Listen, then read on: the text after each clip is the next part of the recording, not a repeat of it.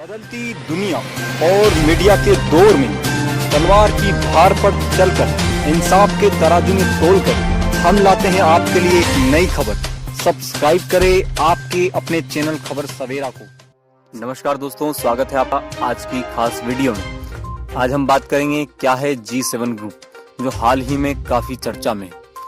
America के राष्ट्रपति Trump ने हाल ही में एक बैठक में इस ग्रुप से भारत, रूस, दक्षिण कोरिया और ऑस्ट्रेलिया को शामिल करने की बात कही है। अगर भारत इसमें शामिल हो जाता है तो वैश्विक राजनीति पर भारत का कितना दबदबा होगा और क्या क्या फायदे होंगे, देखते हैं आज की एक रिपोर्ट के माध्यम से। G7 ग्रुप शुरुआत में 6 देशों का समूह था। इसकी पहली बैठक 1975 में हुई। इस बैठक में वैश्विक आर्थिक संकट के संभावित समाधान पर विचार किया गया। तब से यह संगठन बदलाव के साथ लगातार काम कर रहा है। बीते वर्ष कनाडा भी इसका हिस्सा हो गया।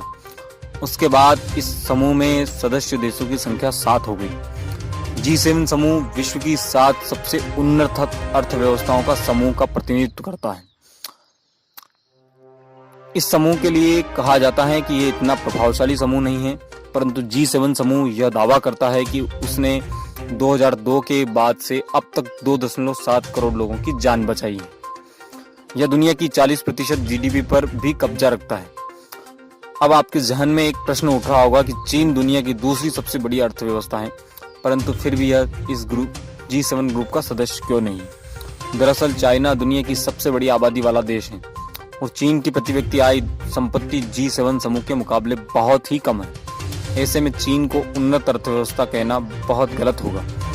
आपकी जानकारी के लिए बता दें कि G7 ग्रुप देश के पहले रूस भी था। साल 1998 में इस ग्रुप में रूस की भी एंट्री हुई। उसके बाद इसे G8 के नाम से जाना जाने लगा। लेकिन साल 2014 में यूक्रेन से क्रीमिया को हड़पने के कारण रूसिया को इससे निलंबित कर दिया गया। इसके बाद से ही यह 7 देशों का समूह बन गया।